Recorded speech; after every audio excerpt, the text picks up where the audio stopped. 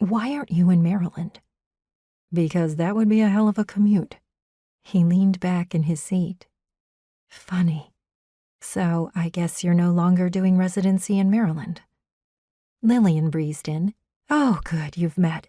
You two are the chosen subcommittee to meet and make a recommendation to the board on whether the Women's Center will add midwives to the staff. Ivy stood. Excuse me? Is there a problem? Lillian turned to Ivy. Eyebrows arched with the classic "there had better not be a problem because I trusted you" look of a superior. Ivy glanced over at Jeff, who was smiling. Yes, there's a problem. I didn't agree to this, especially not with him. Not at all. She couldn't give him the satisfaction of knowing he upset her that much. When do you need us to report back to you? Jeff piped up. How about in 1 month? That should give you enough time. I'll give you two a few moments to get acquainted. Lillian left the room and shut the door behind her.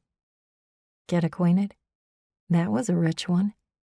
She was so well acquainted with her ex that she knew how many freckles he had on his back, and that would definitely not help her right now. Jeff stared at his smartphone. 1 month. That's doable. I'll give up sleeping. Ivy snorted. She was supposed to feel sorry for him. Well, she didn't. This isn't going to happen. You and I can't work together. It's asking too much. She thought she could see Jeff's jaw tighten nearly imperceptibly. A chink in his armor. I'm fine with it. We're both adults and professionals. Except that right now she didn't feel very much like an adult because somehow Jeff made her feel like a 16-year-old again. You're right. If you can handle it, so can I. Good. His pager went off. He glanced at it and then stood. Let's reconvene again tomorrow? What time? Ivy asked as he moved towards the door. You pick the time. I practically live here. Okay. How about 9? Fine. He walked out without a backwards glance. Ivy swallowed. No big deal. She could handle this unfortunate turn of events.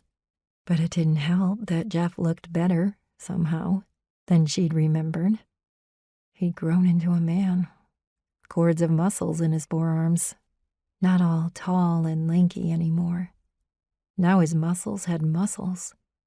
His dark brown hair was no longer long and unruly, but closed-cropped.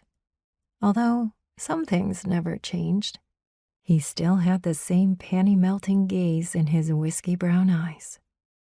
Those eyes had once regarded her with desire and tenderness, but now they only reminded her that they were virtually strangers.